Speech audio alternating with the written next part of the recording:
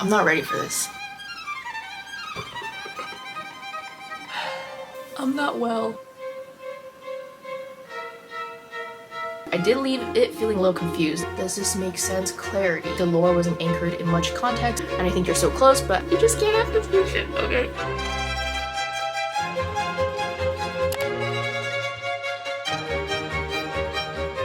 Hi, I am reacting to beta reader feedback today. I sent the first 2 chapters, technically the prologue as well, to Chris and Lynn. They are amazing author tubers here. They're also amazing writers, so I'm like double nervous. I'm so nervous. There are so many reasons why I'm nervous. I'll try to explain them.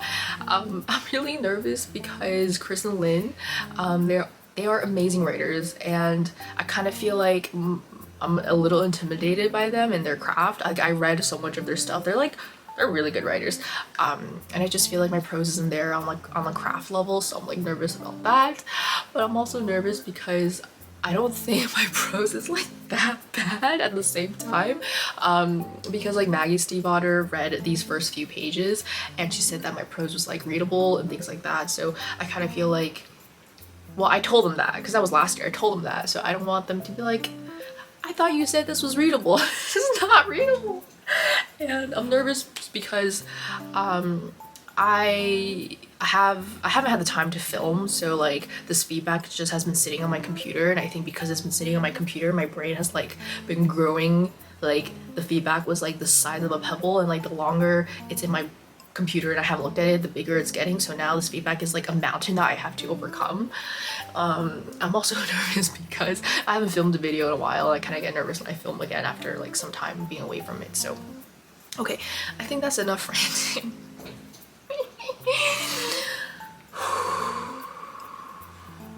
I don't know if I can do this. Okay, the smallest sip of coffee. Okay. Oh, before we start, I guess like what I was looking for and what I am looking for based on feedback is clarity. I want to know if things are making sense, if it's like sensical. Mostly that was what I was looking for, like feedback on like clarity in general. I also have, sorry, the first act I had sent to like another person, and I haven't reviewed their feedback yet either. So I kind of want to take like all 3 of these different readers' ideas and thoughts and like form a plan of what I should do with the feedback, because if one person's just saying it, I'll be like, okay, I can see why they're saying it, I mostly see why they're saying it. But if like many people are saying the same things, then that's like definitely like I need to fix this. So I'm really curious to see what similar things people are saying, and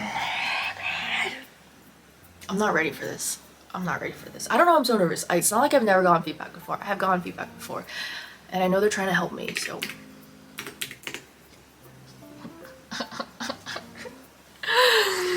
I see it. I see it. I don't know if I can open this. I'm so nervous.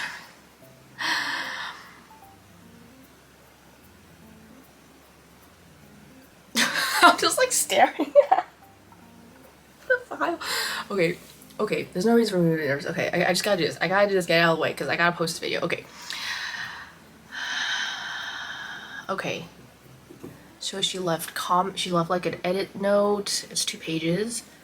Not bad. And then did she leave inline comments? Oh, she did. Okay, I will probably accept all her inline comments.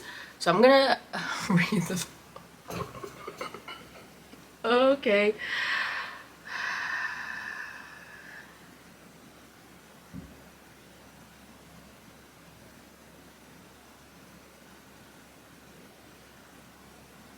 Okay. All right. Usually, okay, I mean, like, same with me, right? You say good things at the beginning and then you say your thoughts. Okay. Okay, so pretty much, how much do I say in this feedback? How do other people make reaction to feedback?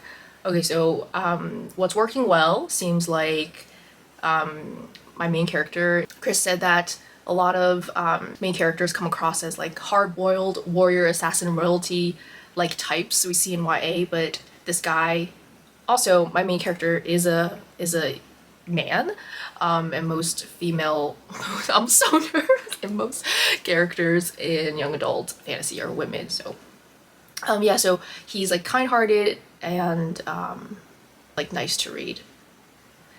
Okay, so prologue. Okay, and this, okay, so the prologue is something that I talked to Chris and Lynn about previously, which is that I'm not sure whether or not I want to include a prologue when I query. I do want to leave it in the book because this is a fairy tale retelling. I didn't provide any background information. I'm so sorry. We're just doing this together because I'm really nervous. Because fairy tales kind of have like prologues. If you think about like Cinderella, for example, how, you know, there's like a prologue, right, of her dad getting married to the stepmom. Sleeping Beauty, there was the prologue, right, where the witch comes in and it's like, you didn't invite me. I think that's the prologue. So I kind of want to have a prologue, but for the querying process, I wasn't sure if I wanted to have a prologue. Anyway, I'm excited to see what she has to say about prologue. Okay, I guess I'll read it out loud. I'll just read like the non-spoiler stuff. We'll go.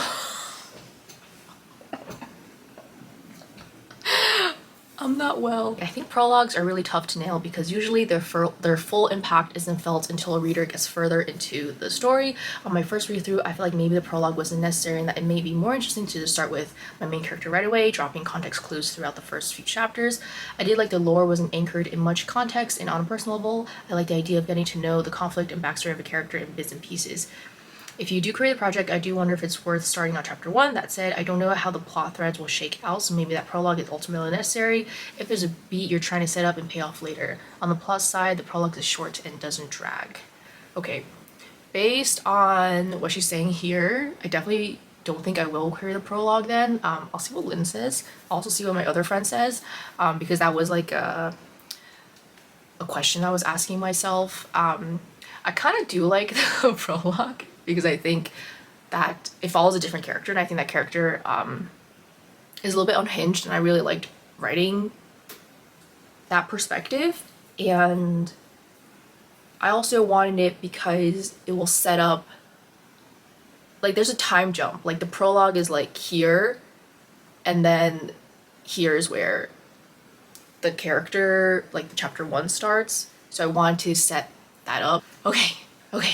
I love getting feedback from Chris. She's so constructive, and she's also like so kind and caring. I never like, and I think that's why it's really important to have beta readers that you trust, because you know they're looking out for you and they're not just gonna like tear your work to pieces without even caring about what you're trying to say. Okay, this video is gonna be so long. I don't know. Okay. The magic world building. This is what I wanted to know, like, for clarity, because I kind of felt like some people were, I had a feeling like one of my critique partners was like really confused. So let's see. Okay. I had some early questions about his magic, how it relates to the curse. Okay, there's a curse, I guess I spoiled that. Why he is alienated by other people, the way he's treated as a result of being this thing. I'm not gonna say the rest because this is spoilers, so I'm just gonna read it. Okay, that's a good point. The question here is more so like, I don't know how to say this without spoiling it, but I think it just needs a little bit more context. And the next point is pacing. I've become very sensitive around pacing since my experience querying and being on sub. For science fiction and fantasy, a sense of conflict and forward momentum is really important. While I enjoyed my characters and where the story starts with his motivations, I think it's worth considering how to ensure that the tension from scene to scene or chapter to chapter is sustained. We know generally that my main character does this, spoilers. Aside from that, these chapters will most likely be what Asian reads as your sample pages. I think they want to get a sense of for what conflict is brewing on the horizon. If there's anything in the plot that you can move up as foreshadowing details, I think that will help push the pacing along even more. Okay. I think I can fix pacing and the context where I think I can. Yeah, think about it. Okay. I like this.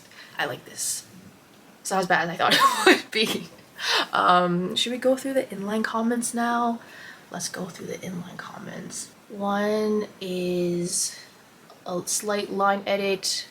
I'll fix it. I fix every line edit Chris says or suggests because she's just so good at writing.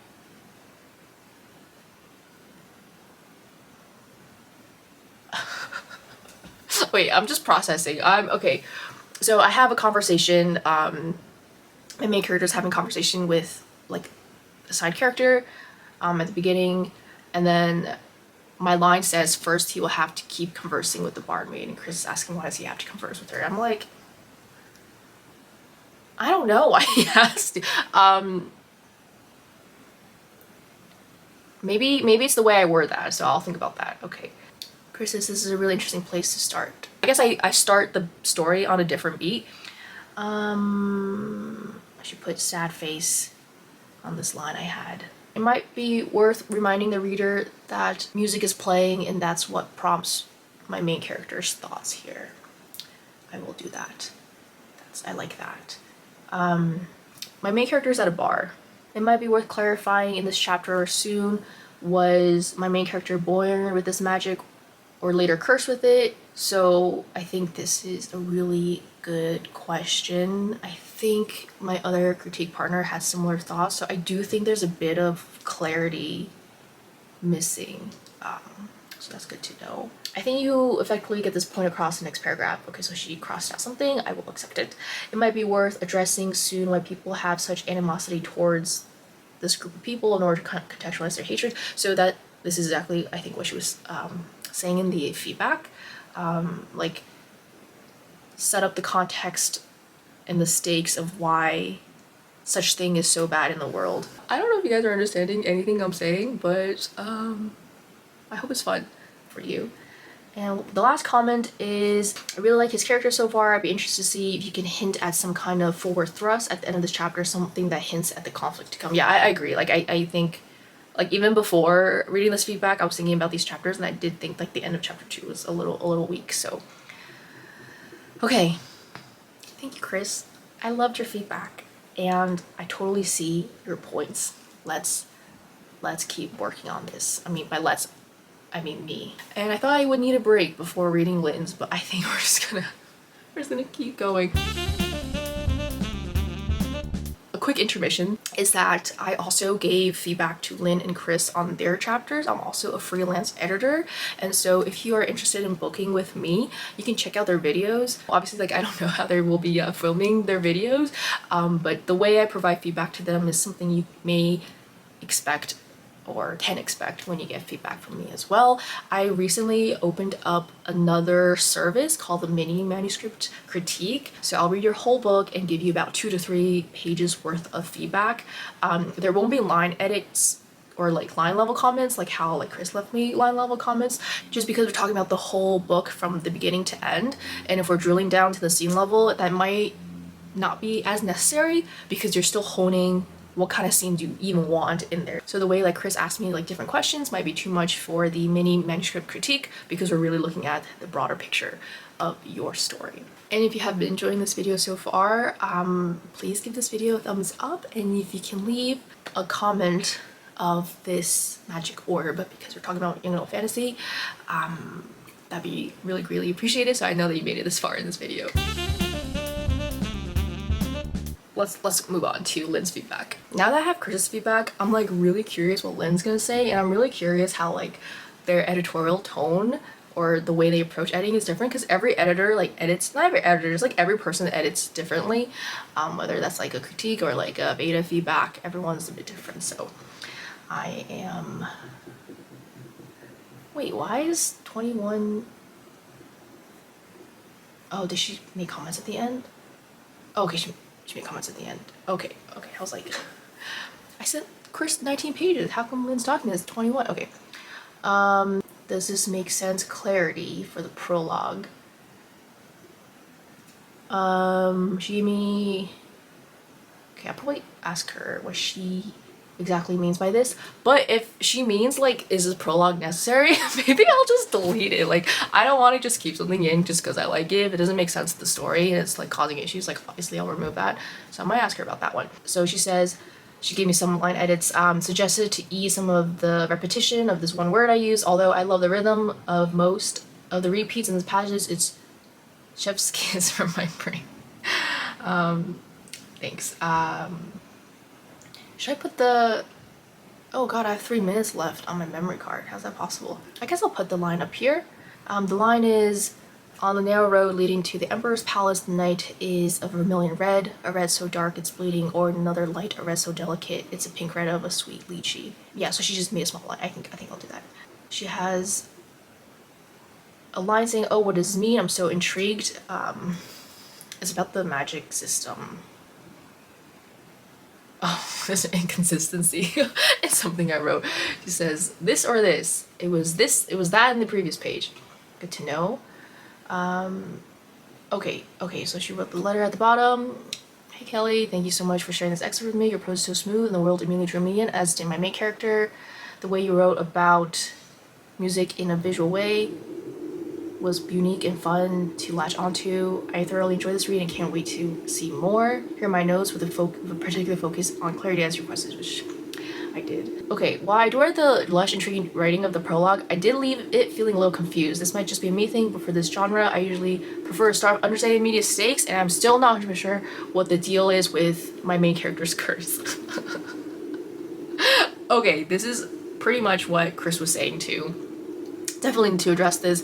There cannot be any confusion, okay? There cannot be any confusion because that's just...